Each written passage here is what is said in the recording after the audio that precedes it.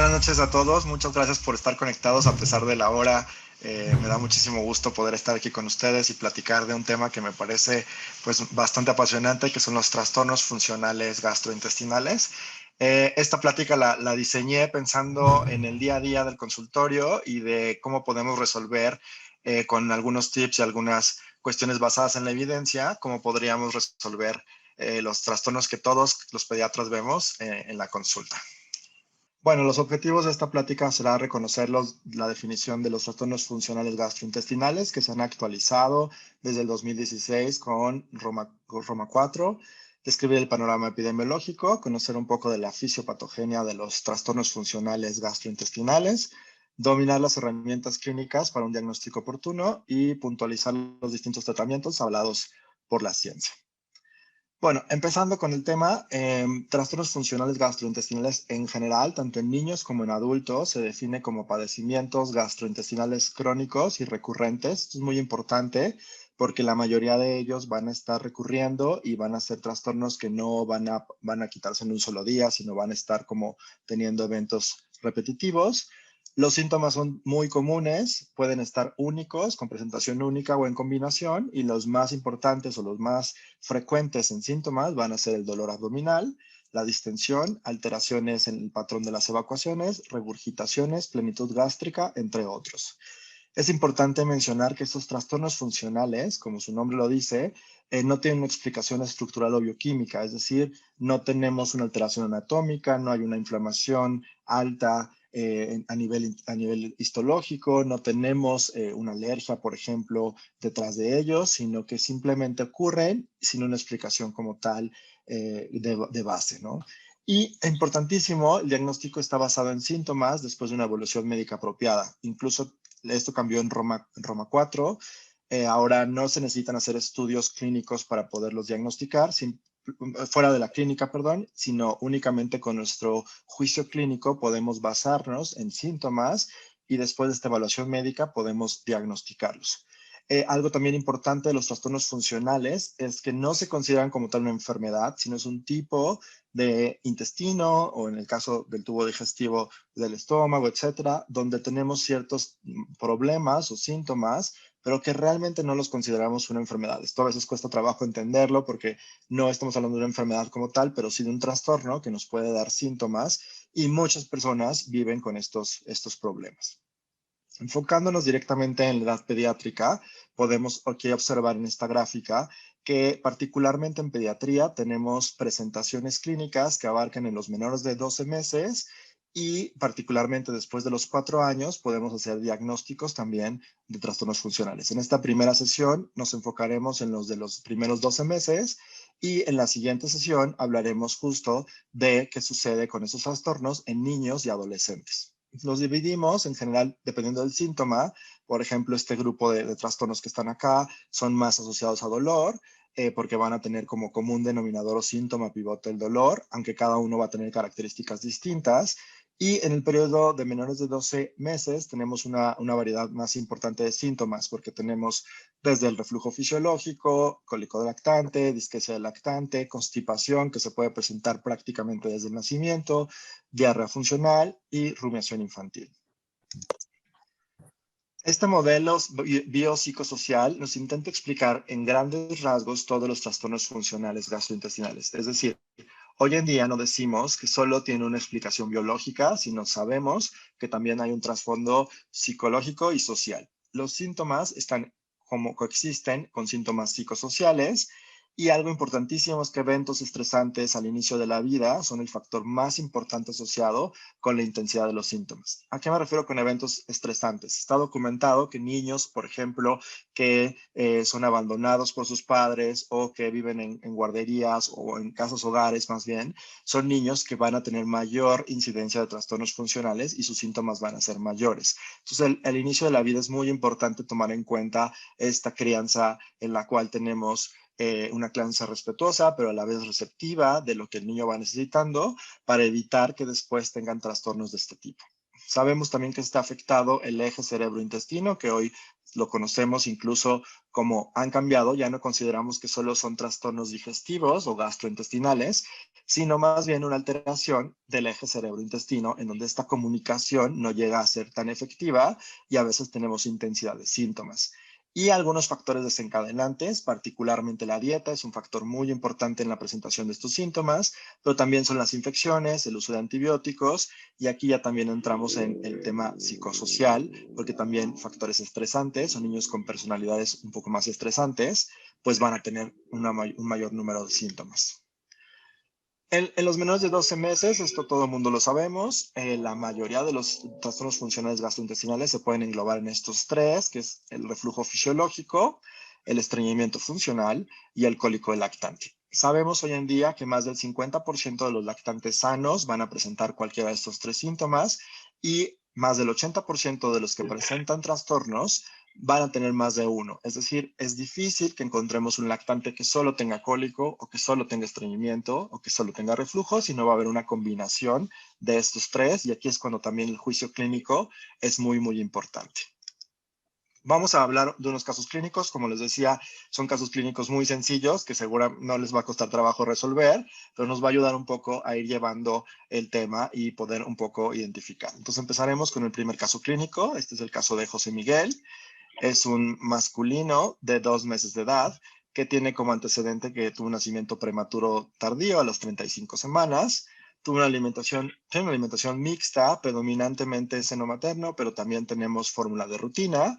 Y él acude por aplicación de vacunas, y entre el interrogatorio se deduce que tiene evacuaciones líquidas desde la primera semana del nacimiento.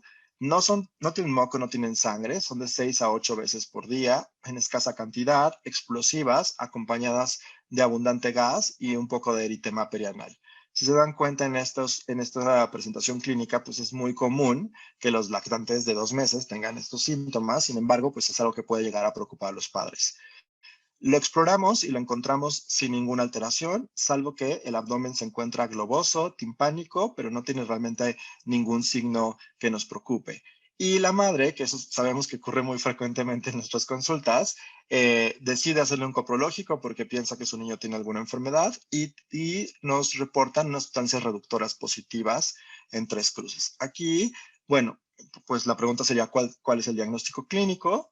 Si bien podríamos en todos casos pensar en alergia alimentaria, este caso realmente no tiene otros síntomas como cutáneos o de algún otro tipo, no nos refieren que tenga dolor, entonces sería poco probable que fuera una alergia alimentaria. Diarrea congénita, esta diarrea se define particularmente una diarrea que lleva más de un mes de evolución, que podría ser el caso del paciente. Sin embargo, para diarrea congénita, particularmente nos fijamos en el estado nutricional, y en este caso está eutrófico y no ha tenido como eventos graves de hospitalizaciones. Y una intolerancia fisiológica a la lactosa, que probablemente sea lo que más comúnmente tendrá este paciente. Bueno, justo hablando de lactosa, bueno, es el disacárido más abundante en los productos lácteos y en la leche materna. Aquí les quise poner las concentraciones de lactosa que hay en la leche materna, en la leche de vaca e incluso en la fórmula de inicio. Y si ustedes se dan cuenta, la leche de humanos tiene mucho, mucho más lactosa que la leche de vaca. Esto tiene una explicación fisiológica, porque la lactosa no solo nos sirve como nutrimento calórico, sino también nos va a ayudar con un efecto prebiótico y va a tener algunas otras características. Hablando en particular de la lactasa, que es algo que nos preocupa generalmente como pediatras, los niños que tienen intolerancia a lactosa, el pico máximo de expresión de lactasa ocurre al nacimiento. Esto va a ocurrir en niños de término, es decir, los prematuros pueden tener menor producción de lactasa, y esta actividad prácticamente se reduce a menos del 10% a los 6 meses, que es más o menos el tiempo en que empezamos la alimentación complementaria. Los mamíferos en general declinan sus niveles hasta prácticamente desaparecer cuando empieza el destete. Sin embargo, en los humanos que persistimos con el consumo de lácteos, esto favorece la expresión a nivel intestinal de lactasas, y entre el 30 y 40% de los adultos van a tener lactasa todavía presente. Aquí les quise nada más poner una imagen ejemplificativa de las vellosidades intestinales. Estas son las microvellosidades, están viendo un enterocito, donde ustedes pueden observar que en la punta de las vellosidades es donde se encuentra lactasa y sacarasa, y es por esa razón que en el caso, por ejemplo, de las diarreas, agudas, es frecuente que nos pase que los niños tengan intolerancia a lactosa. Como les decía, la lactosa no digerida llega al colon y ahí es donde va a tener funciones muy importantes, particularmente prebióticas. ¿Qué quiere decir esto? Que va a alimentar las bacterias del niño y es fisiológico tener intolerancia a lactosa, porque recuerden que la leche materna tiene mucha cantidad de lactosa y en este nivel, tener esta intolerancia a la cantidad de lactosa que tiene la leche humana ayuda a que haya un crecimiento de lactobacilos y bifidobacterias a nivel colónico. Sin embargo, la fermentación de la lactosa por parte de las bacterias nos va a producir, en primer lugar, butirato, que el butirato sabemos que es fundamental, es un ácido graso de cadena corta que nos ayuda justo a la salud intestinal porque va a ayudar a mantener una mejor integridad del intestino, pero también vamos a generar metano, hidrógeno, dióxido de carbono, que en los niños se puede manifestar con cólico, abundante gas y en algunos casos diarrea. Es por eso que a veces nos preocupa, sin embargo, restringir o quitar lactosa podría darnos el efecto negativo de disminuir butirato. Solamente como recordatorio de la intolerancia a lactosa, la intolerancia congénita es muy, muy rara. En Finlandia se estima que 1 en 60,000, pero la realidad es que en Latinoamérica es mucho, mucho más raro tener intolerancia congénita de lactosa. La mayoría de nuestros pacientes van a tener una intolerancia fisiológica a la lactosa, que va a durar en promedio 3 meses y es cuando van a tener los síntomas, como el caso clínico que les presentaba. También tenemos intolerancias tardías. En la adolescencia, muchos de nuestros pacientes adolescentes van a dejar de tolerar lactosa en esta etapa, e incluso los adultos. Y las intolerancias secundarias, que puede ser por inflamación del intestino, como las vellosidades están atróficas, hay menos expresión de lactasa, pero también en el periodo postinfeccioso, 1 de cada 5 niños que tengan diarrea aguda van a tener una diarrea persistente y estos pues van a ser generalmente asociados a esta intolerancia a lactosa. Aquí vale la pena también mencionar un poco la diferencia entre la intolerancia a lactosa y las alergias a proteínas de leche de vaca. A veces podemos tener síntomas que pueden ser similares en estas dos patologías. Por ejemplo, la distensión, los gases, las diarreas. Sin embargo, hoy sabemos que para poder documentar alergia es mucho más frecuente la afección cutánea, que tenemos eczema atópico o que tenemos también rechazo a la alimentación por esofagitis, vómitos, y algunas otras manifestaciones que no necesariamente son solamente asociadas a intolerancia a lactosa. Entonces, alergia alimentaria en trastornos funcionales en particular, en todos los que vamos a ver hoy, está presente y es un diagnóstico diferencial. Sin embargo, hay que tomar en cuenta que la incidencia es baja y que no todo niño con diarrea va a tener como tal un problema y a lo mejor solo está teniendo una intolerancia fisiológica. Como les mencionaba, la alergia a la proteína de leche de vaca y la intolerancia a lactosa son entidades distintas, pero sí hay un porcentaje de niños que van a tener ambas, que van a tener una alergia y que esta alergia a lo mejor causa enteropatía. Entonces vamos a tener disminución de la lactasa y entonces en este porcentaje de niños podemos tener como compatibilidad de las dos y esto pasa secundaria a la enteropatía, no tanto a que ya congénitamente tenga intolerancia a lactosa y es por eso importante como marcar este diferenciador. Volviendo a nuestro caso clínico, bueno, aquí en este caso que era una intolerancia transitoria a lactosa, podríamos observarlo, podríamos sugerir eliminación de proteína de leche de vaca, cambiar una fórmula infantil de soya o reducir el aporte de lactosa. Aquí va a depender muchísimo de cómo está alimentado el niño. Si está alimentado tal vez de pura leche materna, que sería lo ideal, pues entonces solo vamos a observarlo, porque no sería una justificación para retirar la leche materna.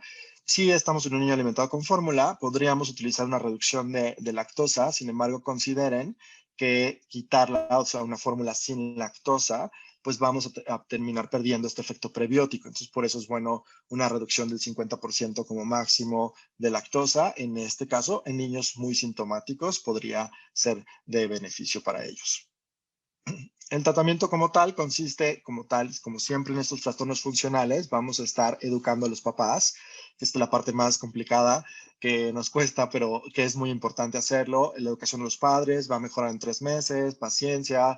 Sí, yo entiendo que la evacuación a lo mejor causa un poco de eritema perianal, pero hay que intentar no hacer cambios en este momento, continuar definitivo la lactancia materna si se puede de manera exclusiva, y ya lo que comentaba de las fórmulas con reducción a lactosa.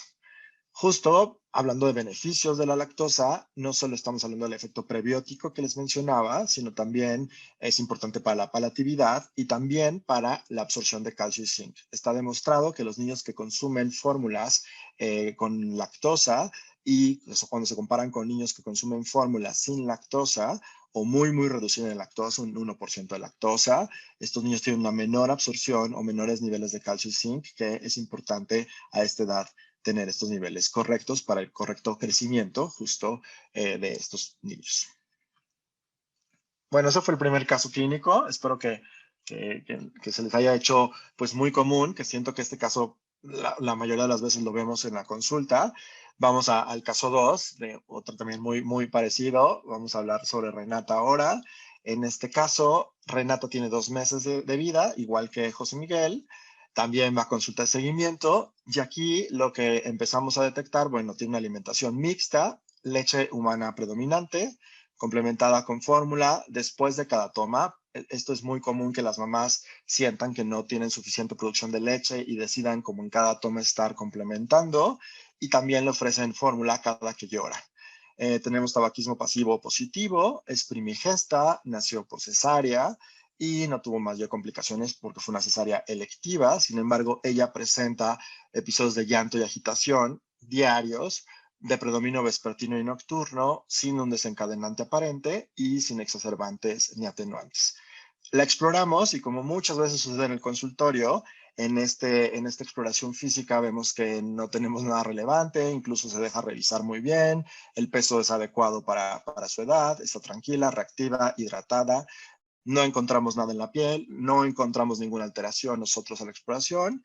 Pues en este caso estamos hablando de un cólico del lactante como diagnóstico más probable. Pasamos ahora un poco al cólico del lactante. El cólico lactante se puede presentar desde el nacimiento, va a ir incrementando los picos de llanto y de irritabilidad. El pico máximo será entre las 5 y 6 semanas de vida, y afortunadamente a los 3 meses inicia el descenso de síntomas, y prácticamente a los 4 o 5 meses ya no tendremos que tener mayores momentos de cólico. Los criterios de Roma 4 se volvieron un poco más flexibles en cuanto a la definición. Si ustedes recuerdan los criterios o la ley o esta regla como de las 3 horas, 3 días a la semana, 3 semanas, ya hemos dejado de usar esta regla, porque esta regla que la describió Bessel como primer acercamiento alcohólico, sabemos que nos sirve mucho para hacer estudios clínicos, pero en el día a día, en el consultorio, pues no todos los niños van a llorar 3 horas o van a estar irritables 3 horas. A veces pueden estar 2 horas 40 minutos, y no por eso podremos decir, no tiene 3 horas, no es cólico, sino que ahora los criterios de Roma, pues pensando en estos puntos, llaman al cólico lactante como un llanto, IO, quejidos, IO, irritabilidad, reportada por los cuidadores, sin ninguna causa aparente, sin atenuantes ni algo que pueda prevenirlo, en ausencia de falla para crecer, fiebre u otras enfermedades, y tenemos una incidencia global del 18%, que yo en general, puede ser que esté sesgado un poco por el tipo de consulta que yo tengo, pero en general creo que podría ser más alto la incidencia, pero en general la incidencia global en estudios epidemiológicos muestra que 1 de cada 5 niños van a tener cólico lactante. Y algo importantísimo del cólico, que siempre hemos pensado que es de origen gastrointestinal, hoy en día esto es debatible, porque se cree que más bien es de origen del sistema nervioso central y el sistema nervioso entérico, y esta comunicación que tienen entre estos dos sistemas, y que puede generar síntomas que no necesariamente estamos hablando de que tenga un tema digestivo, y es algo también importante que hay que considerar, porque el tratamiento no necesariamente se tiene que enfocar en quitar gas o quitar distensión o antiespasmódicos, porque realmente el origen gastrointestinal hoy en día es bastante debatible. Y también sabemos que de los 100 pacientes que tengan con cólico de lactante, 5 de cada 100 podrán tener una causa orgánica y la primera cuestión que tendríamos que pensar sería alergia a las proteínas de leche de vaca, pero nuevamente solo en un 5%, es decir, 5 de cada 100 niños que yo diagnostico con cólico de lactante. Si este porcentaje es más alto, tal vez me tendría que cuestionar si realmente el diagnóstico de APLB lo estoy sobrediagnosticando, que esto creo que nos puede pasar a todos y nos pasa muchísimo a los gastroenterólogos que sobrediagnosticamos a PLB y que tal vez el porcentaje es mucho, mucho menor. Hablando justo de las hipótesis del cólico, les quiero mencionar algunas de las hipótesis más relevantes o más importantes hoy en día. Una de ellas es la alteración de la síntesis hepática de ácidos biliares. Sabemos que los niños en los primeros meses no secretan de una manera ordenada los ácidos biliares y esto podría ocasionar un poco de intolerancia a las grasas y la leche materna en particular tiene casi un 50% en su composición de grasa, por tanto podría explicar por qué el niño tiene estos síntomas. La intolerancia fisiológica a la lactosa es otra teoría que también intenta explicar por qué los niños tienen cólico. Hoy en día sabemos que disbiosis o alteración en la microbiota de estos lactantes está asociado al cólico lactante, aunque no podría decir hoy en día que esta asociación es causal. Es decir, sabemos que está alterada la microbiota de los niños con cólico, pero no podríamos decir hoy que una cosa lleva a la otra, aunque la evidencia empieza a avanzar y pareciera que sí, que la disbiosis se presenta antes de que los niños tengan cólico. Y lo que les mencionaba del sistema nervioso y algunas causas psicosociales. Es mucho más frecuente en primigestas, es mucho más frecuente en mamás que tienen algún tipo de depresión postparto y que no tienen una red de apoyo suficiente. Entonces aquí también considerar las causas psicosociales.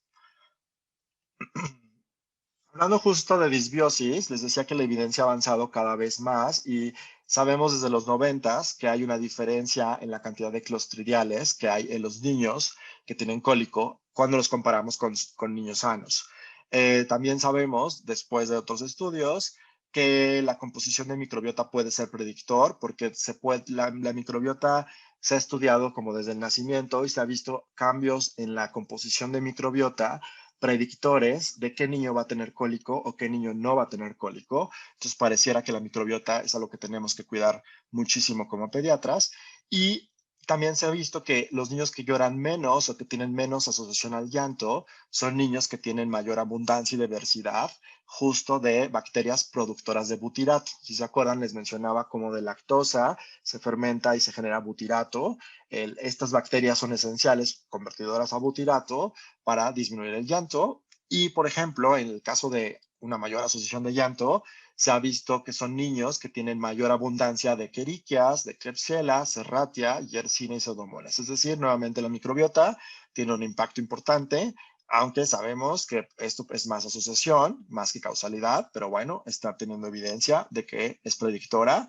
Y también este estudio de Rhodes nos muestra una disminución en bifidobacterias que también es importante considerar, no solo estas de productos de butirato, sino bifidobacterias. Y acá lo pueden ver un poco más claro, como en los niños con cólicos su microbiota es distinta y lloran más, dependiendo del tipo de microbiota que tengan, que los sujetos o controles de niños que no tienen tanto llanto. Y en este estudio muy similar al previo que les mencionaba, solo lo traje también aquí a la mesa porque estamos hablando también de niños con lactancia materna, pero también niños alimentados con fórmula o mezcla de fórmula y leche materna, en la cual en cualquiera de estos tres tipos de alimentación, la microbiota es distinta en los niños con cólico de los niños que no tienen cólico de lactante. Entonces, como se dan cuenta, la microbiota parece ser un factor importante. Regresando a nuestro caso clínico de Renata, que tiene cólico lactante, ¿cuál sería nuestra mejor opción de tratamiento? Tendríamos como primera opción mejorar la técnica de alimentación. Lo hemos oído en casi todas las recomendaciones. Educación a los padres, es decir, explicar que esto es un trastorno funcional que tiene que ver con la madurez y que se le va a remitir a los 4 meses. Obviamente, favorecer suspender el tabaquismo pasivo, porque esto sí se asocia a mayor incremento alcohólico. Los probióticos tienen un papel muy importante en cólico y algunas modificaciones de macronutrientes. Entonces aquí cualquiera de estas opciones creo que podrían ser bastante válidas. En cuanto a probióticos y cólico infantil, yo creo que si nos vamos y analizamos probióticos en niños, después de diarrea aguda, cólico infantil sigue siendo como el escenario clínico en el que más evidencia clínica tenemos. Y también es de todos conocidos que Lactobacillus reuteri, particularmente esta cepa de SM17938, esta cepa ha demostrado en bastantes en ensayos clínicos y revisiones sistemáticas y metaanálisis que logra reducir la percepción del dolor, inhibe el tono y contractibilidad del colon, tiene efectos antiinflamatorios, es de las más estudiadas y se necesita una dosis de 1 por 10 a la 8 unidades formadoras de colonia al día, pero tenemos que darla entre 21 y 28 días para observar un efecto.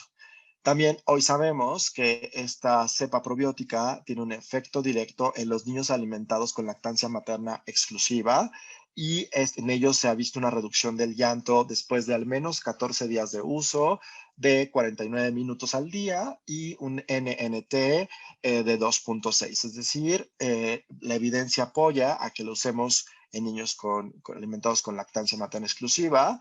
En niños con fórmula la evidencia no es tan contundente, la reducción es mucho menor, puede reducir también el cólico, pero tampoco es tanto el efecto como en niños con lactancia materna exclusiva. Y en este justo metaanálisis en red, donde se evaluaron otras estrategias de cólico lactante, como dar masajes, como educar a los papás, acupuntura, algunos test que generalmente son de hinojo y de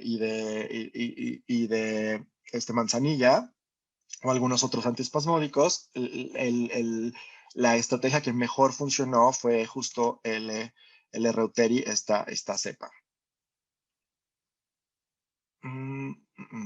Algunos estudios más relevantes, no voy a tardar mucho a definirlos, solo quería mencionarles que hay estudios mucho más recientes, por ejemplo, que se hizo en 2018, de nuevo con esta cepa probiótica, demostró que había una disminución de inflamación del intestino y un mejor equilibrio inmunológico porque se estudiaron citometrías de flujo de estos niños. Y este es el segundo estudio que les presento de algunas otras cepas, como L. rhamnosus GG, que también sé que en México la tenemos y que podríamos utilizarla. La evidencia previa nos mencionaba que no había diferencia en llanto, sin embargo, al menos en este estudio que empieza a sumar un poco de evidencia, hay una disminución en la duración del llanto y de nuevo también disminución de inflamación medida con esta calprotectina fecal. Es algo que hay que tomar en cuenta. Otras cepas probióticas que se han estudiado, como por ejemplo Belongum, particularmente este tipo de cepa, el CSCT 7894 con este Pediococcus, se ha estudiado y también se ha visto una disminución del llanto de nuevo después de usarlo al menos 7 días en este estudio y pues ha disminuido. Yo creo que la evidencia en probióticos sigue siendo predominante para L. reuteri, sin embargo hay algunas otras cepas que empiezan a tener evidencia y hoy en día ya no nos podemos quedar cuando hablamos de probióticos como que todos funcionan igual, sino que cada cepa va teniendo ya evidencia propia y pues cada vez tenemos que tener mayor evidencia para poderlas recomendar. Este estudio también que les quiero presentar es de B. lactis BB12. Esta es otra cepa de Bifidobacterium en la cual de nuevo se demostró una reducción en el llanto de los niños y se hizo este estudio una regresión lineal en la que se compara llanto con bifidobacterias en el intestino y ante mayor cantidad de bifidobacterias del niño, menor duración del llanto. Esto me parece muy interesante porque la microbiota pues es de lo que más estamos impactando en la salud de estos niños con cólico. De las estrategias nutricionales, también seguramente conocen todas estas estrategias. La que yo creo que más relevancia tiene en cólico lactante, basada en la evidencia clínica, es las fórmulas parcialmente hidrolizadas o la hidrólisis parcial de proteínas. Estas, ¿por qué funcionan o por qué ayudan en trastornos funcionales? Básicamente porque tienen un vaciamiento gástrico mayor, porque las evacuaciones se han demostrado que son más frecuentes y más blandas, tienen mejor tolerancia a los prematuros, por ejemplo, a la alimentación, y también se ha encontrado una reducción de alergia cuando son alimentados estos niños desde el principio, cuando tienes que usar fórmula con parcialmente hidrolizada, cuando se compara con proteína intacta. Aunque esto es un poco controversial, parece que esta información es más para eczema tópico. Sin embargo, bueno, hay evidencia de reducción de alergia. Entonces, de las estrategias nutricionales para cólico, ¿con qué nos quedaremos? Esto, disculpen que se movió. Definitivamente lactancia materna, eliminación de proteína de leche de vaca en algunos casos seleccionados, donde parezca que tenga alergia, ok, podemos hacer esta estrategia y probar. Sin lactosa y soya no tiene mayor importancia en cólico lactante. Las parcial hidrolizadas tienen bastante evidencia que podrían funcionarnos en niños alimentados con fórmulas. Definitivamente el Reuteri tiene niveles de evidencia muy altos, tanto para prevención y tratamiento. Y lactasa, que también sé que últimamente he estado como muy en boga usarla, no hay mucha evidencia. Hay estudios que dicen que sí funciona para el cólico, pero hay otros estudios también muy bien hechos donde dice que no hay diferencias con placebo. Entonces, lactasa todavía no es una estrategia que yo les recomendaría, ¿no? Y en cuanto a medicamentos, tampoco no tenemos gran evidencia de que estos funcionen, particularmente dimeticona y simeticona, que es de lo que más utilizaríamos. No hay diferencias con placebo, entonces hay que tomar en cuenta que cuando lo damos, estamos realmente dando un placebo. Y bueno, en el tema de algunas herbolarias, sí podría haber una evidencia, aunque no es como gran impacto la reducción del cólico y tenemos riesgo de desnutrir al niño. Es por eso que en esta revisión sistemática que se realizó en 2017, donde se compararon todas estas estrategias que les comentaba, Lactobacillus reuteri, proteínas parcialmente hidrolizadas, dar masajes, manipulación quiropráctica de la región lumbar, usar test o usar algunos otros antiespasmódicos. La verdad es que a la cabeza se encuentra la reuteri en evidencia y en segundo término las intervenciones dietéticas. Y justo como lo puse acá, dimeticona, simetropio, acupuntura, masaje espinal y herbolaria, no tendríamos suficiente evidencia o soporte científico para poderlos recomendar. No quiere decir que no funcionen, sin embargo, la evidencia es controversial y es muy escasa en estudios bien realizados, por eso hoy en día no están como tal recomendados. Pasaré al caso 3. Este caso es un niño que se llama Roberto. Este niño tiene es más grande, tiene 4 meses, se alimenta prácticamente de fórmula, está tomando una gran cantidad de fórmula, 230 mililitros kilo día, aún no ha iniciado la complementaria, no tenemos antecedentes importantes en la familia, tiene regurgitaciones, ¿no? Más del 50, en el 50% de las tomas, es contenido gastroalimentario, no tenemos rechazo a alimentación, lo encontramos de muy buen peso, empezó a nacer 2,800, ahorita está en 5,800, tiene un buen aspecto en general y los papás, que esto nos pasa muy frecuente en la consulta, se encuentran muy preocupados, ¿no? Por sus síntomas. Entonces, en este caso de Roberto, estamos hablando justo de un reflujo fisiológico. También los criterios de Roma han cambiado un poco para el tema de reflujo fisiológico. Acuérdense que el reflujo no es otra cosa más que el paso involuntario del contenido gástrico al esófago y lo vamos a ver clínicamente con regurgitaciones. En este caso, para el criterio de reflujo fisiológico, bastarán 3 semanas, bueno, niños desde las 3 semanas hasta el año de edad, con que regurgite 2 o más veces al día por 3 semanas de evolución, sin ningún otro dato de alarma consideraremos que tiene reflujo fisiológico. Y acuérdense también importante, la irritabilidad y el llanto hoy no se asocian a reflujo. Esto me pasa muy frecuente en la consulta. Niños que son diagnosticados con reflujo o con enfermedad por reflujo por irritabilidad de llanto, hoy sabemos que al menos para reflujo fisiológico no tendría ninguna cabida la irritabilidad. También sabemos que es de lo más frecuente el reflujo fisiológico. Nuestro pico máximo es cuando los niños consumen una gran cantidad de leche, que es entre 4 y 6 meses, se va a autolimitar, pero el 20% de los cuidadores, y yo pensaría que más, incluso yo creo que hasta el 100% en México, nos van a solicitar atención médica y tratamiento, ¿no? Que es algo que tenemos que tomar en cuenta. En cuanto a datos de alarma, pues estos los conocemos muy bien todos los pediatras. Vale la pena mencionar que si un niño tiene cualquiera de estos síntomas, no estamos hablando de un reflujo fisiológico y más bien habrá que tomar en cuenta, incluso aquí considerar falla para crecer. Un niño que tiene reflujo que parece fisiológico pero tiene falla para crecer, habrá que estudiar un poco más y abordar un poco más por qué está teniendo esta falla. En cuanto a tratamiento, ¿qué haríamos para tratar a Roberto? Una estrategia es un inhibidor de bomba de protones, procinéticos, corregir la técnica de alimentación o modificaciones en la fórmula, si es que en este caso está con fórmula.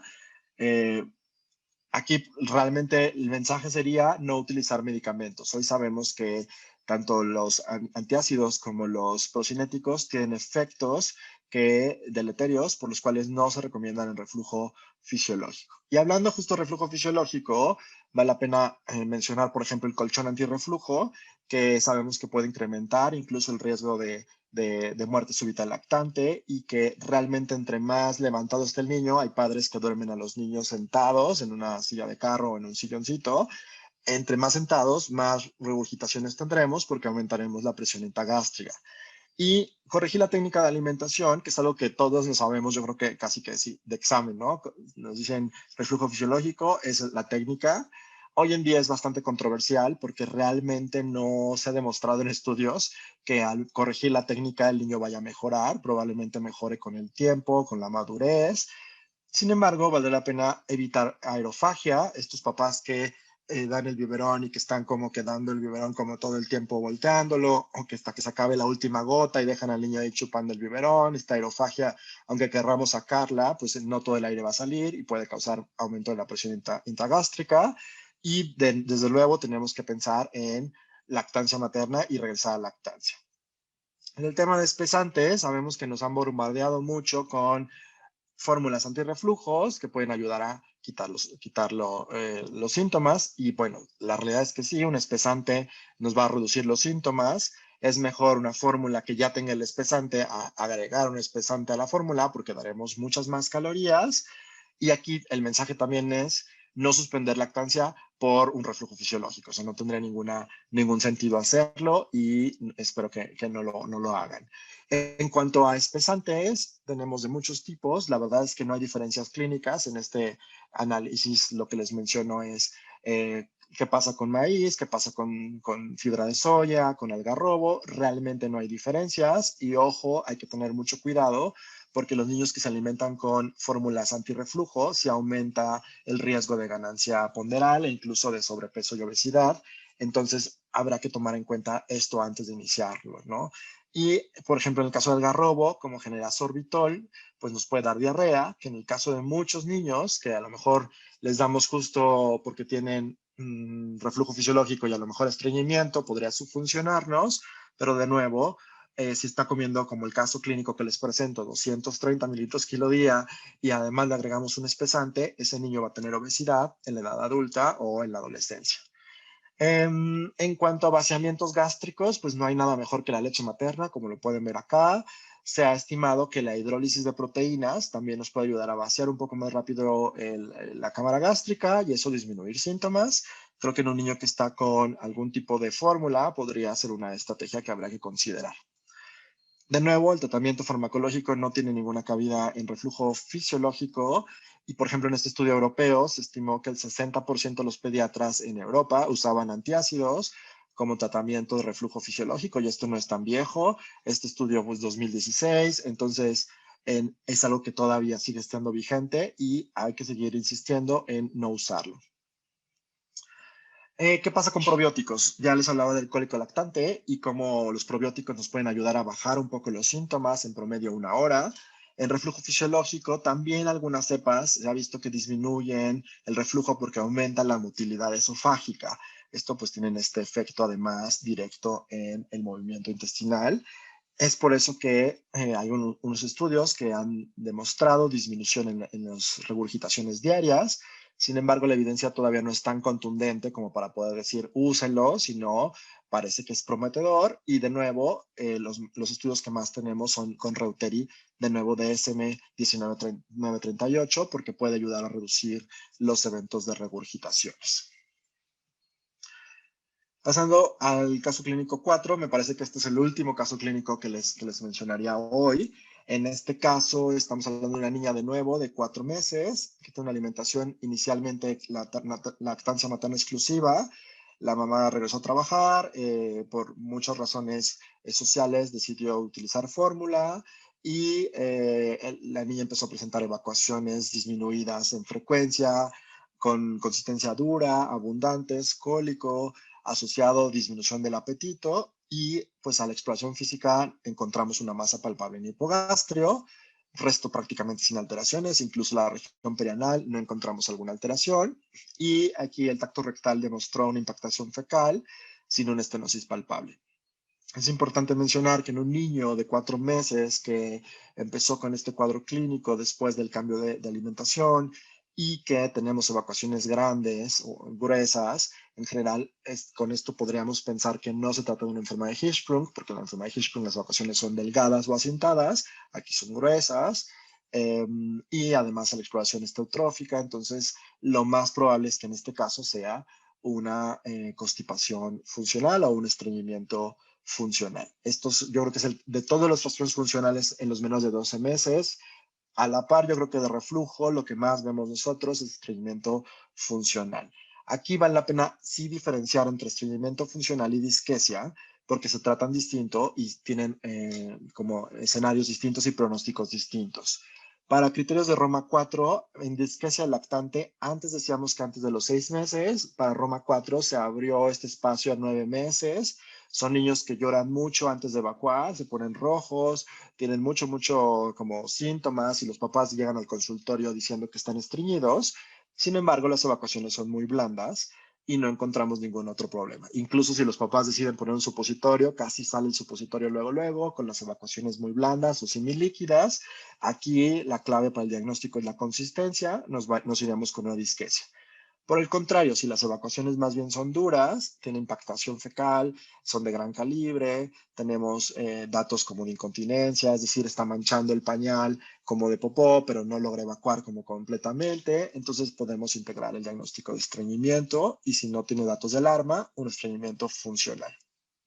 Hablando justo de estreñimiento funcional, nuestra meta o nuestro objetivo es quitar el dolor, ¿no? Si nosotros logramos quitar el dolor, el lactante va a disminuir la retención fecal, entonces ya no vamos a tener evacuaciones grandes, duras, porque pues ya va a poder evacuar. Entonces es muy importante enfocarnos en romper este círculo de la retención fecal, que hoy en día es la causa número 1 de estreñimiento funcional. En estreñimiento funcional, en la parte nutricional, hay poco realmente que podamos ofrecer.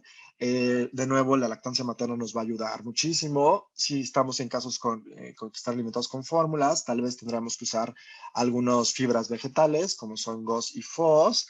Esto puede ayudar en casos muy leves y la proteína parcialmente hidrolizada también, como más bien preventivo. Hoy en día no se sugiere utilizar jugos, aceite mineral, ni agua mineral enriquecida con magnesio como tal para tratar el estreñimiento, un poco también por las calorías, ¿no?, que esto puede representar. El tratamiento para constipación funcional definitivamente es un tratamiento médico.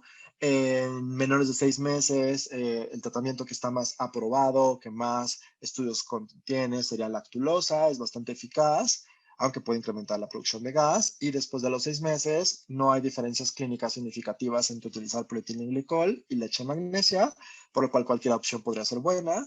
Los supositorios con glicerina se pueden utilizar como para desimpactar o eventos como agudos, sin embargo, no abusar de estos. De hecho, en el tema de disquesia, la sugerencia es no hacer nada, en realidad, explicar a los papás que es un tema de maduración. Cuando hablamos de disquesia, el niño puja para evacuar, pero en lugar de relajar el esfínter lo contrae, entonces tiene una discoordinación que la va a aprender a hacer si la dejamos solito, ¿no? Y estar poniendo supositorios o estar estimulando la región perianal hace que se retrase este aprendizaje y entonces podríamos pensar que supositorios de glicerina en disquesia no están indicados. Cuando tenemos algún paciente con constipación y que vemos una impactación, podría ayudarnos como tip en la consulta. Algo importantísimo que coinciden la mayoría de los expertos en este tema es que el tratamiento de constipación funcional debe iniciarse lo más pronto posible, entre más temprano mejor para resolver este problema, y tratamientos tienen que ser de mantenimiento prolongados. Aquí me pasa muy frecuente en la consulta que al mes o a los 2 meses les han quitado el laxante. Hay que dejar un tiempo largo, se dice que de 6 meses a un año, y si el niño requiere más tiempo, más tiempo. La idea es mantener evacuaciones lo suficientemente blandas para que no le cuesten trabajo mantenerlas dentro y que pueda estarlas evacuando, y a la vez romper este ciclo de dolor, retención, dolor, retención. Y aquí importantísimo también, que como pediatras nos toca también, el control de esfínteres. Hay que ser muy gentiles cuando hagamos un control de esfínteres en niños con constipación. Recuerden que estos niños tienden a estreñirse y si generamos dolor, va a regresar otra vez el tema y va a ser niños que van a tener mucho mayor problema. Entonces aquí tiene que ser bastante gentil. Aquí no aplica la regla de ya va a la guardería, adiós pañal, porque podemos tener este problema y aquí tenemos que pues trabajar mucho con la sociedad en general para no querer que a los 2 años todos los niños controlen los esfínteres. Ya habíamos hablado de la disquesia, que les decía, mucho nos enfocamos en educación a los papás. Podemos evitar definitivamente la estimulación rectal lo más que se pueda. Es un problema que mientras las evacuaciones sean blandas, no tendríamos por qué estar preocupados. Aquí sí hay que tomar en cuenta que a veces los papás se pueden llegar a confundir porque las evacuaciones pueden ser como un tapón duro o grande y después blandas. Este niño ya se está estreñiendo y ahí sí vale la pena dejarle tratamiento. Siempre hay que preguntar cómo son las evacuaciones de todo el día y no nada más a lo mejor algunas que los padres pueden percibir. En cuanto a probióticos, de nuevo, ya hablé de probióticos en otros trastornos. En el tema de estreñimiento es donde peor estamos, porque la realidad es que hoy en día ni siquiera podemos tener algún candidato que nos pueda como decir, ok, esto puede marcar la diferencia. Aquí les presento en esta revisión sistemática reciente, 2018, e incluye algunos estudios de 2020, donde ustedes pueden ver cómo se han utilizado diferentes cepas probióticas. La tendencia es utilizarlas de manera adyuvante al laxante, ya sea óxido de magnesio, ya sea polietilenglicol o lactulosa, y en la mayoría de los estudios, como pueden ver, no hay como gran diferencia significativa. Sin embargo, en algunos, pues sí ha encontrado diferencias, ¿no? A lo mejor en esta cepa de Lactobacillus casei, o, por ejemplo, no sé, acá, por ejemplo, Reuteria otra vez, DSM 17938, pero la evidencia creo que todavía está muy, muy en pañales como para poder decir recomendar a los probióticos. Por último, ya no puse caso clínico de la diarrea funcional. La diarrea funcional, que se caracteriza por criterios de Roma, por evacuaciones muy líquidas o blandas, sin forma, que pueden llegar a ser hasta 4 al día, no tienen dolor las evacuaciones, no tiene molestias el paciente, lleva un mes con ellas y puede presentarse desde muy chiquitos, desde los 6 meses hasta los 60 meses, que es cuando hay control de esfínteres. No hay falla para crecer. Esto también nos pasa muy frecuente en la consulta, y si es un paciente que tiene estas características y que está creciendo bien, tranquilos, es una diarrea funcional, va a remitir cuando el niño controle los esfínteres y lo único que sugiere es una dieta balanceada con disminución de azúcares simples. Lo que realmente yo veo mucho en la consulta es que son niños que consumen jugos, consumen jugos naturales incluso, y que eso les causa más diarrea, o algunas gelatinas o bebidas inadecuadas, y esto, quitando estas bebidas y dejando una dieta balanceada, el problema se va a resolver con paciencia. Bueno, por último, ya nada más prometo quitarles unos 2 minutitos más en cuanto a prevención. Definitivo, lactancia materna, no me cansa de decir que será nuestra mejor herramienta para prevenir esos trastornos funcionales. Hay evidencia también en probióticos, tal vez el de los estudios más relevantes es este estudio que hizo la doctora Indrio, Flavia Indrio en Italia, donde a niños sanos, totalmente sanos, nacieron y desde que nacieron les dio lactobacillus reuteri, otra vez 19938 la cepa, por 3 meses. Y lo que ya vio a comparación de los niños que no recibieron, que estos niños tenían menos episodios de cólicos, menos regurgitaciones y más evacuaciones. Sin embargo, pues es un estudio, no es como que ya tengamos la evidencia contundente, pero parece que nos puede ayudar en la prevención. Hay una revisión Cochrane bastante reciente de hace 2 años, donde se estudiaron estas cepas probióticas que observan acá en pantalla. Esta revisión usó los criterios de Bessel clásicos para cólico. Esto es enfocado en prevención de cólico. y no hubo diferencias significativas porque recuerden que los criterios son muy estrictos. Tiene que llorar 3 horas y llora 2 horas y media, ya no sirvió de nada. Pero cuando los criterios, digamos que se suavizaron y solo se enfocaron en cuánto tiempo lloraban los niños, se observó una disminución de 30 minutos en combinación con estas cepas. Sin embargo, se hizo un subanálisis con solo Reuteri de nuevo y una reducción de 40 minutos por día en los niños que recibieron de manera preventiva. Esto es desde antes de que cumplan un mes de edad. Aquí están los dos estudios que se realizaron y hubo una disminución del cólico. Entonces parece que para prevención de cólico hay evidencia. Para prevención de cólico hay algunos otros estudios como uso de fórmulas con probióticos. Sin embargo, bueno, aquí se demostró con esta cepa de Rhamnosus una disminución en el llanto. Y para reflujo, este estudio me gustó porque es un estudio que utiliza bifidobacterias, estas dos cepas también distintas, donde no importaba si el niño era alimentado con lactancia materna, fórmula o mixta, hubo una reducción significativa de las regurgitaciones de manera preventiva. E incluso pues, hubo una mejoría de la microbiota que también se vio en el efecto cesárea. Estos niños que tienen como este efecto de sobrepeso, el haber adicionado bifidobacterias ayudó. Entonces parece que empieza a haber evidencia, aunque todavía no podría decirles hoy, receten probióticos porque todavía la evidencia está ahí, veremos. Bueno, las conclusiones de esta charla es que los trastornos funcionales gastrointestinales del neonato y hasta el preescolar, o sea, en esta primera etapa, son muy frecuentes. Tienen una etiología multifactorial, resalta particularmente la inmadurez del sistema digestivo y nervioso.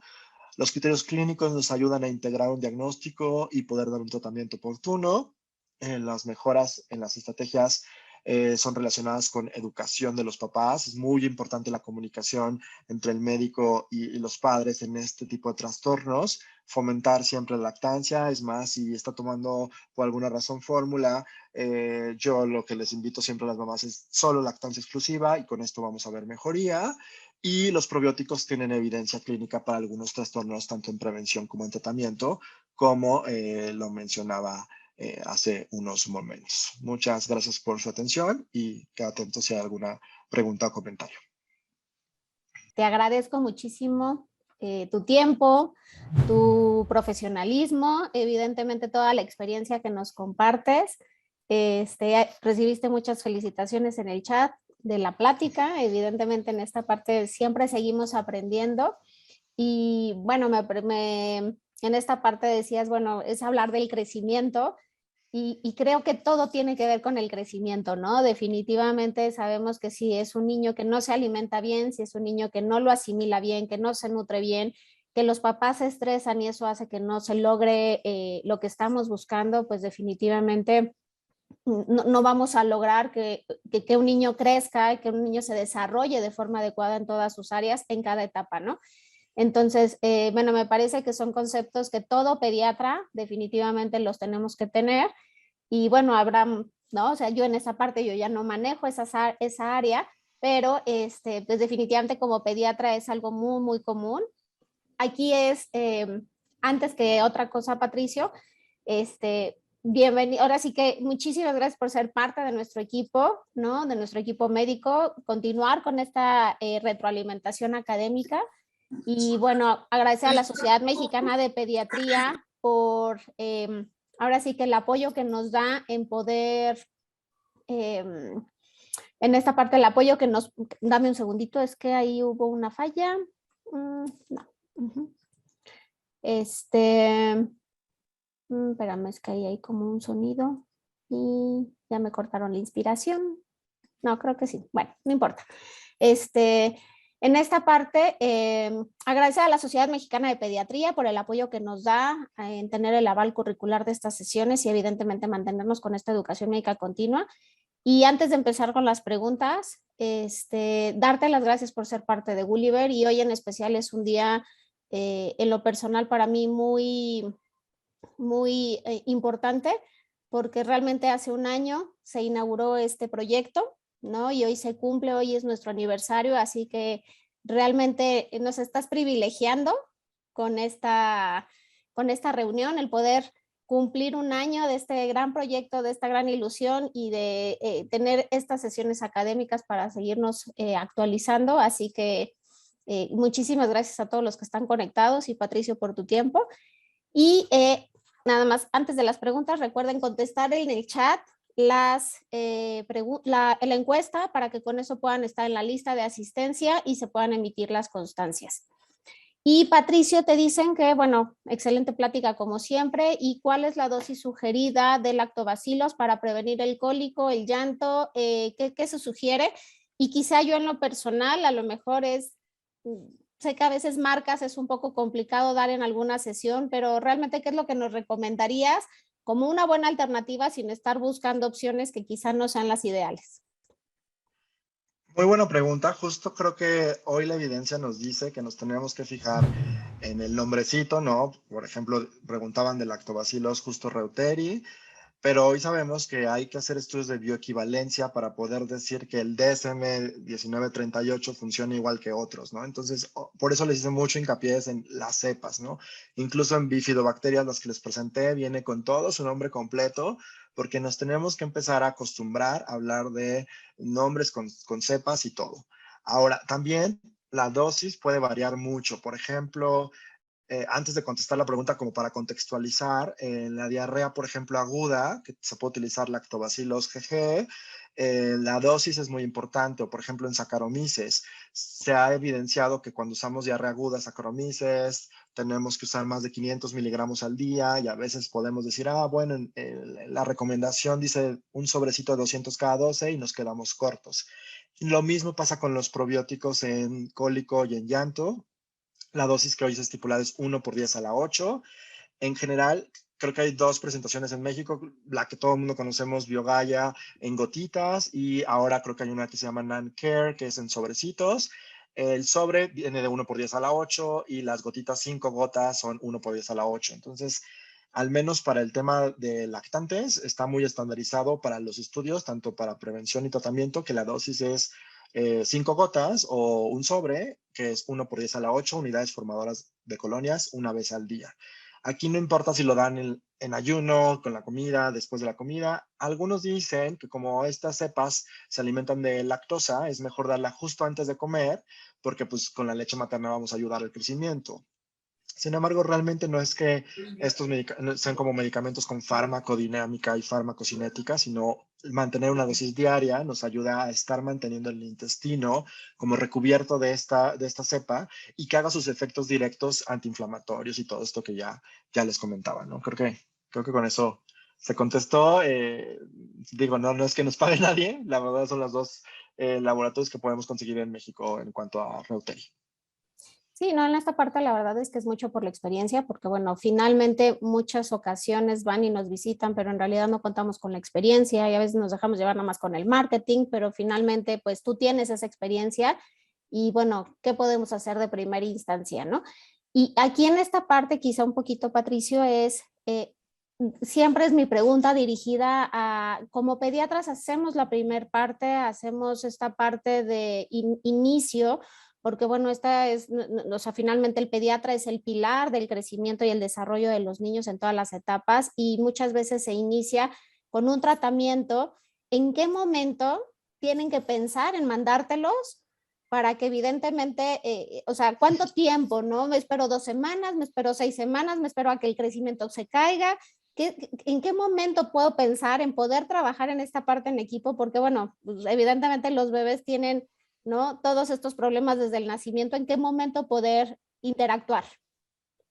Pues yo creo que si el trastorno es funcional, lo podemos manejar directamente en la consulta de pediatría. Yo creo que no es necesaria una referencia en ese momento.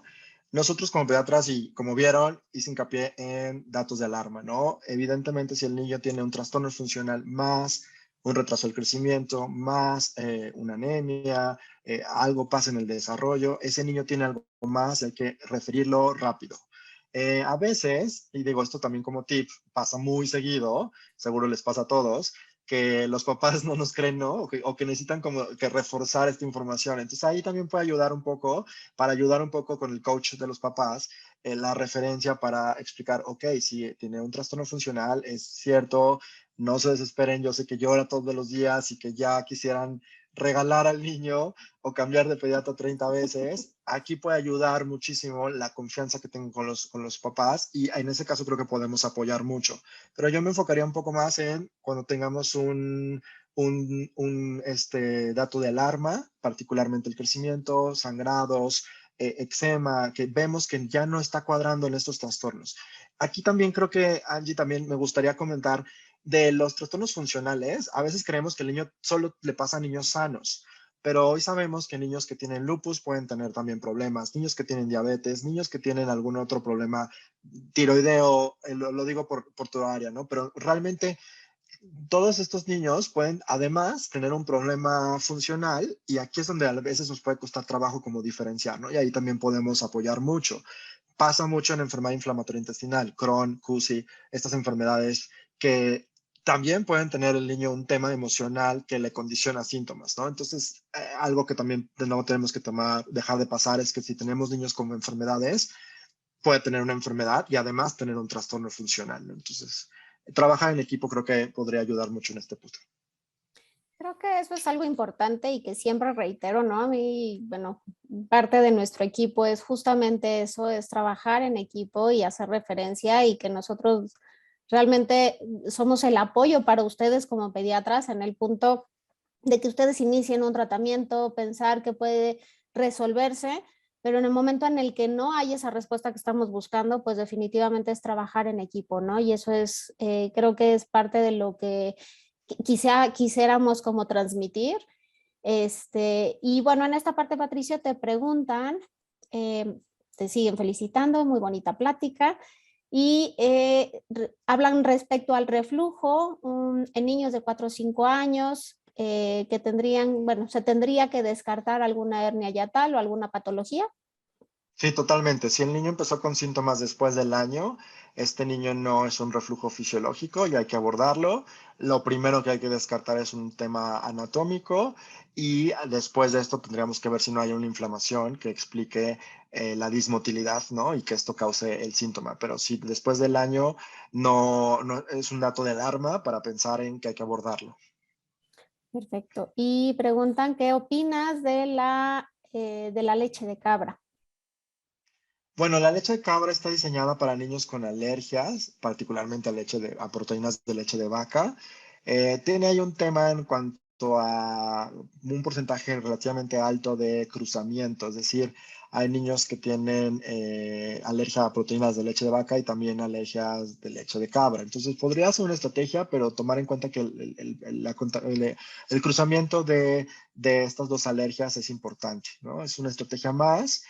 Yo creo que todavía falta bastante evidencia para poderla poner en las primeras recomendaciones. Seguimos utilizando lactancia materna con eliminación de dieta materna de leche de vaca o hidrolizados extensos y ya en casos necesarios incluso soya antes de utilizar una de cabra por este tema de el cruzamiento que pueda haber. Perfecto. Y te preguntan, a ver si las estructurar, dice, a ver, la voy a leer tal cual, es uno de los momentos en que se puede presentar estreñimiento es al comienzo de la alimentación complementaria. ¿Todos los bebés en esta situación requieren un tratamiento laxante o en qué momento lo sugieres? Muy buena pregunta. Casi como los que vemos pediatría sabemos que los niños se estreñen como principalmente cuando empieza la complementaria, cuando empiezan el control de esfínteres y tal vez cuando hay cambios de escuela, viajes, etcétera. En el tema complementaria, lo que nosotros nos gusta hacer en equipo con Laura Maldonado, nuestra nutrióloga del equipo, hacemos una alimentación que no es como la tradicional de empezar con alimentos ricos en almidón. No empezamos con manzana, pera, plátano, sino más bien empezamos con ciruelas, con uvas, con fresas, de las verduras empezamos con nopales, etcétera, para ayudar un poco en esta tolerancia. Es un proceso que si el niño ustedes detectan que ya tiene estreñimiento, no se esperen. O sea, justo esta parte es muy contundente en las recomendaciones de los expertos. Si el niño empieza con evacuaciones duras, ahí empezar el laxante, porque si logramos remitir este problema y que sea transitorio, le ver mucho mejor a este niño. En cambio, si le damos chance o le decimos, bueno, aumentale papaya o ponle un poco de jugo de ciruela, ¿no? Que eso también lo usamos mucho. Empezar jugo de ciruela, seguro pues ya pensamos en todo el tema metabólico que nos puede ocasionar. Y dos, no hay como tanta diferencia entre utilizar papaya, nopales, etcétera, ya cuando tenemos estreñimiento. Entonces, si lo diagnostican, trátenlo. Puede estar con laxantes, hablamos hoy de lactulosa, de leche magnesia o polietilenglicol, úsenlos el tiempo que el niño lo requiera. Y conforme vaya aumentando la diversidad alimentaria, vaya aceptando más agua libre en las tomas, seguramente el problema va a remitir. Un porcentaje de niños va a quedar ahí todavía, pero no lo tengan miedo. Está demostradísimo que entre más temprano lo hagamos, mejor le verá al niño. Perfecto. Y creo que sí, sí es algo importante porque a veces nos tardamos mucho, nos da miedo hacer ciertas actitudes y como, bueno, al final de cuentas todo repercute en el desarrollo, ¿no? Entonces, mientras más nos tardemos, deja de comer, hacer, etcétera, y entonces esto se vuelve un poco ya más crónico, ¿no? Por lo que quiero que Sí, entendamos, ¿no? Ujú. sí, sí, sí. Y me ponen aquí, es un coprológico normal, descarta por completo una intolerancia fisiológica a la lactosa o se hace un diagnóstico mediante la clínica o cómo es la orientación. Totalmente la clínica, si tenemos un niño con evacuaciones explosivas, líquidas, un poco más ácidas, totalmente pensemos en intolerancia a lactosa, sobre todo en los primeros 3 meses de edad. De hecho, aquí vale la pena mencionar que el coprológico que les puse en el caso clínico, justo por eso puse la mamá lo pidió, porque nosotros como pediatras no necesitamos pedir un coprológico. Sabemos que en todos los niños nos van a salir cruces positivas de sustancias reductoras, sobre todo el primer año de vida, por el tipo de alimentación, casi siempre consumen mucha lactosa y su intestino, por más lactosa que tenga, es imposible que la pueda digerir al 100%. Entonces, aquí serán dos mensajes. Uno es basarnos en clínica y dos, no pedir sustancias reductoras o coprológicos, no son necesarios. Básense más bien en la clínica y confíen en su juicio clínico. Perfecto. ¿Y qué opinas de la fórmula de arroz para la fórmula de arroz en vez de la fórmula de soya? Que esto pueda desencadenar alergia similar a la alergia a proteína de la leche de vaca. Bueno, en el caso de arroz también es como estrategias de segunda línea de tratamiento. Lo usamos mucho por la palatividad, ¿no? Es mucho más fácil que el niño lo acepte. La única diferencia que puede haber como tal en soya y arroz es que en soya tenemos más evidencia y tenemos más estudios clínicos a largo plazo y hoy en día las fórmulas infantiles de soya están muy reguladas para tener reducción en fitatos y en que no tengan este como efecto como estrógeno. También tiene reducción en el aluminio y los aminoácidos están suplementados los esenciales. Es decir, es una fórmula infantil que está diseñada para niños, ¿no? Entonces yo pensaría que de las dos opciones, incluso me inclinaría más por soya. El tema con arroz, bueno, uno es que el arsénico se puede como, está en el arroz y al hidrolizarlo hay una liberación mayor.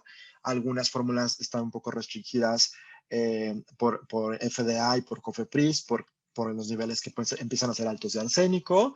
Y independientemente que tengamos fórmulas de arroz libres de arsénico, no tenemos tanta evidencia a largo plazo. Es decir, los estudios son como cortos, los primeros años de vida, pero yo no sé si este niño a los 6 años va a tener riesgos metabólicos o se va a programar para obesidad o diabetes por esta intervención, ¿no? Entonces, digamos que es una estrategia más, pero yo no la usaría de primera intención pensando como en esta programación metabólica. Justamente creo que hablas de un tema muy interesante porque sabemos que los primeros 1000 días de vida son sumamente importantes, ¿no? Y hablamos desde la etapa prenatal, pero los primeros 2 años de vida tienen mucho impacto y estos trastornos de los cuales estás hablando, pues evidentemente hablan del primer año de vida y que quizá, como mencionaste, ¿no? En algún momento los espesantes, ¿no? Y que de repente los damos con una idea de quizá corregir una alteración y sin querer estamos propiciando una cuestión metabólica, ¿no? Entonces, creo que aquí sí tenemos que ser como muy cautelosos en quizá, como dice Patricio, es mucho el ojo clínico que podamos tener, ¿no? Y si hubiera una duda y una sospecha, evidentemente para eso estamos, para trabajar en equipo, pero quizá, vaya, no excedernos en ciertas o ciertos manejos que posiblemente tengamos duda, porque ni estamos resolviendo un problema en ese momento y lo único que estamos haciendo es incrementando el riesgo, ¿no? Y bueno, sabemos que la obesidad es un problema a nivel mundial, pero México lleva la batuta a nivel infantil. Entonces, pues bueno, definitivamente ser como muy cuidadosos en esa área y que por tratar de corregir algo que en realidad no estamos corrigiendo, condicionar más bien un riesgo a largo plazo, ¿no? Totalmente, totalmente cuidar muchísimo. Son cuestiones que nosotros no vamos a ver en el momento inmediato, ¿no? Pero sí vamos a incidir en que este niño aumente el riesgo metabólico. Hoy hablamos de espesantes, pero incluso fomentar el uso de fórmulas. Deberíamos de más bien fomentar solo lactancia, porque eso disminuye este riesgo metabólico desde la microbiota, pero también llevada a los primeros 1000 días. Y hoy en día hablamos incluso de los segundos 1000 días de vida, que son también muy importantes, sobre todo para formar hábitos, ¿no? En esta etapa, los primeros 1000 días nos cambian el metabolismo, la composición corporal, nos ayudan a expresar o no expresar genes que pueden propiciar resistencias a la insulina, obesidad, etcétera. Pero después, los segundos 1000 días de vida nos ayudan a tener hábitos, y si no cuidamos estos, que es hasta los 5 años, estos hábitos, tendremos adultos que les cueste trabajo dejar el refresco, los postres, que tengan como actitudes mucho más obesogénicas, ¿no? Entonces, sí, como nosotros como pediatras, enfocarnos en toda esta como etapa de la vida que le toca al niño, y que claro que nos va a tocar intervenir y procurar pues su salud futura. Y sí, yo creo que como dices, ¿no? Bueno, hablamos de los primeros 1000 días, ahora dices de los segundos 1000 días, y yo creo que es muy importante los primeros 18 años de la vida, y definitivamente nosotros como pediatras, pues definitivamente digo 18 por hablar de pediatría, ¿no? Pero en realidad es muchos, pues más bien los niños, parte de nosotros como pediatras fungimos mucho en esta guía con las mamás para llevar un desarrollo, y definitivamente pues es hacer estos buenos hábitos, ¿no? Que después como adultos nos cuesta muchísimo trabajo corregirlos, y a veces, pues, bueno, corregir, como dicen, un árbol torcido es un poco complicado, pero una ramita que va saliendo en realidad es mucho más fácil dirigirla, ¿no?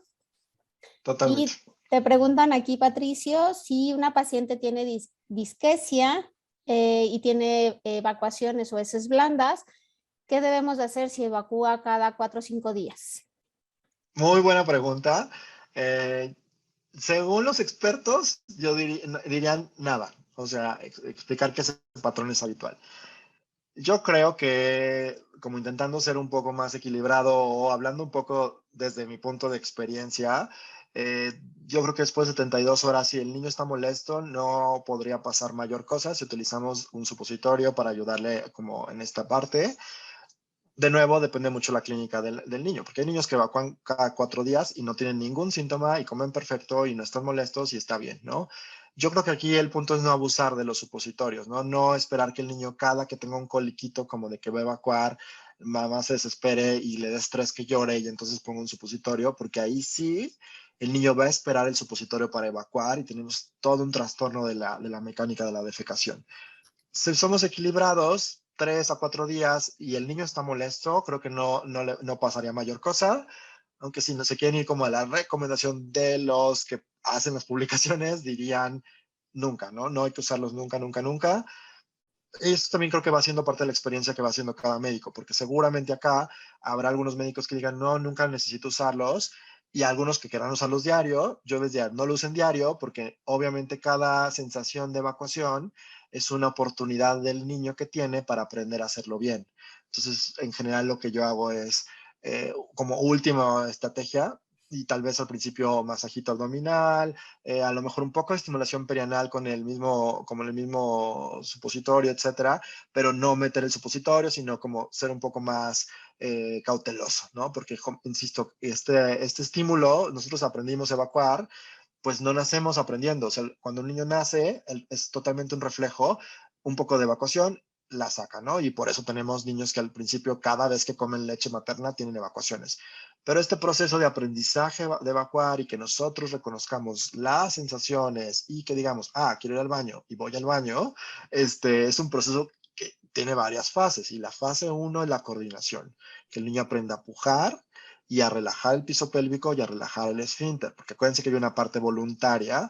Entonces, cuando el niño empieza a reconocer su cuerpo y reconoce que hay una parte voluntaria del esfínter, lo hace muchos lo hacen al revés, o sea, pujan y cierran, ¿no? Entonces, si entendemos ese proceso y lo transmitimos a los papás, es mucho más fácil como disminuir las intervenciones no necesarias, ¿no? Ok, perfecto. Y te preguntan, Me dice, ¿cómo hacer la diferencia entre un patrón de heces blandas y duras intercaladas en un lactante y una malformación congénita, y más si se presentan los primeros meses de vida? Ok, si es un patrón alternante, habitualmente es un trastorno funcional y tiene muchísimo que ver cuando es un menor de 1 año con la dieta. Si la dieta está variando por complementaria o porque le damos de repente fórmula o leche materna, puede variar el patrón. Si es un tema congénito, generalmente son evacuaciones muy delgaditas o acintadas. El niño está estreñido, no puede evacuar. Incluso en ocasiones llega a tener impactaciones o llega a requerir ir a urgencias por dolor abdominal y distensión. Y casi siempre son niños que tienen problemas para crecer. Entonces, de nuevo, si tenemos datos de alarma, nos inclinamos hacia un tema más bien congénito que hay que buscarlo. Si tiene evacuaciones más bien gruesas, duras, pensemos que está reteniendo y eso es más bien funcional. Y si el patrón es alternante, a este dato todavía lo llamamos intestino irritable porque todavía no tenemos como claramente este desarrollo, pero seguramente tiene que ver con el tipo de alimentación que está recibiendo y habrá que ser más juiciosos en preguntar cuándo ocurren estos eventos, a lo mejor bajar azúcares simples para poder corregir. Perfecto. Y ponen aquí que para menores, lactantes menores con reflujo, ¿cuál es la posición adecuada para dormir y la posición postprandial? Y por otro comentario, un poquito relacionado a esto, dicen que bueno, que un día encanta, un día espanta, pero bueno, que la parte del colchón antirreflujo, ¿qué recomendación sería la ideal? Perfecto, esas dos las podemos contestar juntas. Después de comer, si está con lactancia materna, realmente no es necesario como sacar el aire porque la técnica es correcta y no está teniendo aerofagia. Eh, si estamos con fórmula, podemos intentar sacar el aire, aunque si nos vamos a estudios clínicos, no hay como gran diferencia, pero en el día a día sí hace diferencia que el niño no degluta tanto aire porque pues no se distiende tanto, ¿no? Entonces, lo primero que a lo mejor sacamos el aire un poquito. Después de comer puede estar recostado boca arriba, 30 grados de elevación de cabecera, de 10 a 30 grados es lo que recomienda la Academia Americana de Pediatría. Con esto disminuimos el número de regurgitaciones. Después de comer es cuando más regurgitaciones tenemos. Esto pasa en todos. Cuando nosotros nos vamos a cenar, aunque cenemos poquito o mucho, tenemos regurgitaciones, ¿no? O sea, reflujo. No siempre sentimos regurgitaciones, a veces solo es reflujo. Lo mismo pasa con los lactantes. Entonces, el lactante tiene un esfínter inmaduro. Lo ideal es después de comer, recostarlo boca arriba, 10 a 30 grados nada más. Justo los colchones antirreflujo tienen la peculiaridad que generalmente son 45 grados y aumenta el riesgo de muerte súbita del lactante porque generalmente el niño no se queda quietecito en el colchón como lo vemos en la foto. Termina boca arriba, ladeado y aumentamos el riesgo de asfixia. Entonces, así como un tiempo se recomendaban las andaderas y hoy sabemos que están casi proscritas por los pediatras, lo mismo tendría que pasar con el colchón antirreflujo. Y tampoco déjenlo, también es muy común que lo quieran dejar sentado después de comer. Les decía que entre más sentado estemos después de comer, aumentamos la presión intragástrica y en estudios con pHimetría se ha observado que después de comer, si yo lo siento, va a regurgitar más veces que si yo lo hubiera acostado 10 a 30 grados, boca arriba. Es como la recomendación actual. Perfecto, pues muchísimas gracias, Patricia. Muchas felicitaciones, todos te dicen que excelente plática, les gustó mucho el manejo que lo hiciste como con casos clínicos, porque eso quizá nos hace un poco más práctico, ¿no? Que a veces es mucha ciencia y de repente no sabemos cómo aterrizarlo, entonces creo que en esta parte el poderlo hacer práctico no, nos orienta mucho en la consulta, o por lo menos nos brinca sobre algún paciente y digo, ay, ese lo tengo yo, ese lo tuve, ese lo acabo de ver, entonces creo que funciona mucho así, te agradezco mucho, Patricio. No sé si alguien más tenga alguna pregunta. Ya están casi todos contestando la encuesta. Quien no la haya contestado, por favor, métanse en la encuesta para que evidentemente puedan tener su constancia. Y están escribiendo aquí una que otra, ¿no? Y bueno, los invito a la próxima sesión de Patricio, que nos va a acompañar. Este fue el mes de gastro. Nos va a dar los trastornos funcionales en escolares y en adolescentes. Entonces, el 21 de octubre aparten la fecha para que Patricio nos pueda resolver y de forma integral ver desde el recién nacido hasta prácticamente el adolescente todos los problemas gastrointestinales que podemos tener y que, bueno, finalmente, insisto, pueden tener un impacto en el crecimiento y en el desarrollo. Y cuando hablo de crecimiento, no solamente hablo de centímetros, no solamente hablo de estatura, sino hablo del crecimiento integral de los niños. Y como pediatras sabemos que el crecimiento y el desarrollo es parte de nuestro pilar para saber que un niño está sano, y si no crece, no gana peso, o por el contrario, lo gana demasiado, también estamos hablando de un problema y definitivamente pues saber cómo actuar. Entonces, pues muchísimas gracias a todos por estar conectados, ahora sí que a estas altas horas de la noche. Patricio, te agradezco muchísimo tu tiempo y bueno, a todos por ser parte de este gran proyecto. Así que muchas gracias.